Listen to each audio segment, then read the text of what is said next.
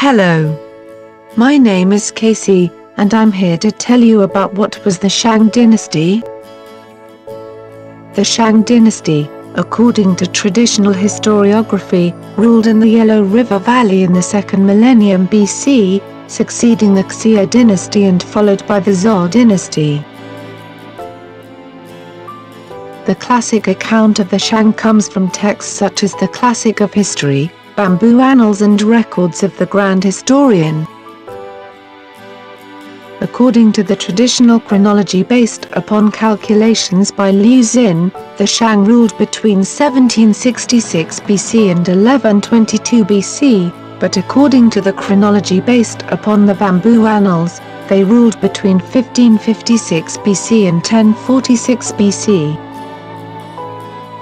The results of the Xia Shang Zhou chronology project place them between 1600 BC and 1046 BC. Archaeological work at the ruins of Yin, near modern-day Anyang, has been identified as the last Shang capital.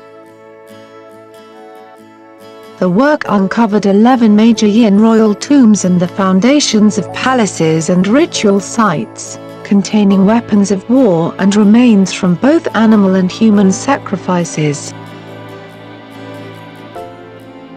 Tens of thousands of bronze, jade, stone, bone, and ceramic artifacts have been obtained. The workmanship on the bronzes attests to a high level of civilization. A few bronze artifacts featured inscriptions, but most direct information comes from oracle bones, turtle shells, cattle scapulae, or other bones, which bear glyphs that form the first significant corpus of recorded Chinese characters.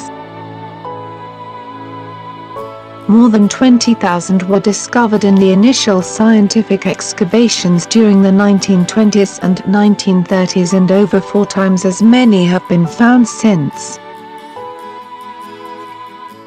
The inscriptions on the oracle bones are divinations, and they provide critical insight into many topics from the politics, economy, and religious practices to the art and medicine of this early stage of Chinese civilization. Several events concerning the Shang Dynasty are mentioned in various Chinese classics, including the Classic of History and the Commentary of Zhou. Working from all the available documents, the Han Dynasty historian Sima Qian assembled a sequential account of the Shang Dynasty as part of his records of the Grand Historian. His history describes some events in detail, while in other cases only the name of a king is given. A closely related, but slightly different, account is given by the Bamboo Annals. The annals were entered in 296 BC, but the received versions have a complex history and there are controversies regarding the various versions.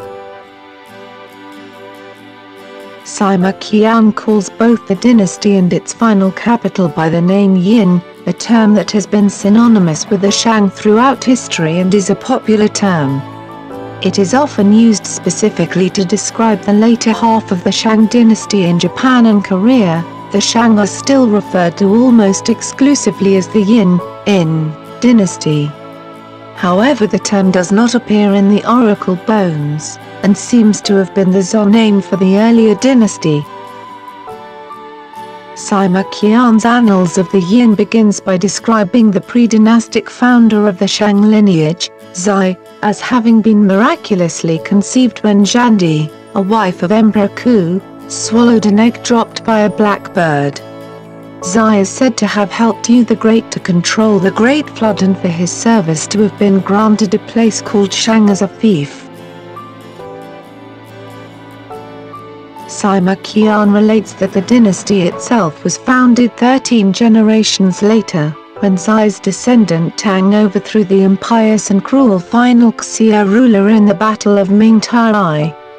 The records recount events from the reigns of Tang, Tai Jia, Dai Mo, Pan Zheng, Wu Ding, Wu Yi and the final King Xin, but the rest of the Shang rulers are merely mentioned by name. According to the records, the Shang moved their capital 5 times, with the final move to Yin in the reign of Pan Zheng inaugurating the golden age of the dynasty. Shang Zhou, the last Shang king, committed suicide after his army was defeated by the Zhou people. Legends say that his army and his equipped slaves betrayed him by joining the Zhou rebels in the decisive Battle of Mu. According to the lost books of Zhou and Mencius, the battle was very bloody. The classic, Ming-era novel Fengshan Yana retells the story of the war between Shang and Zhou as a conflict where rival factions of gods supported different sides in the war. After Shang were defeated, the Zhou king, King Wu of Zhou, allowed Shang Zhou's son Wu Gonglufu to rule the Shang as a vassal kingdom. However, Zhou Wu sent 3 of his brothers and an army to ensure that Wu Gonglufu would not rebel. After Zhou Wu's death, the Shang would join the 3 governors' rebellion against the Duke of Zhou, but the rebellion collapsed after 3 years, leaving Zhou in control of Shang territory. After Shang's collapse, Zhou's rulers forcibly relocated Yin diehards, and scattered them throughout Zhou territory. Some surviving members of the Shang royal family collectively changed their surname from the ancestral name Zai to the name of their fallen dynasty, Yin. The family retained an aristocratic standing and often provided needed administrative services to the succeeding Zhou dynasty.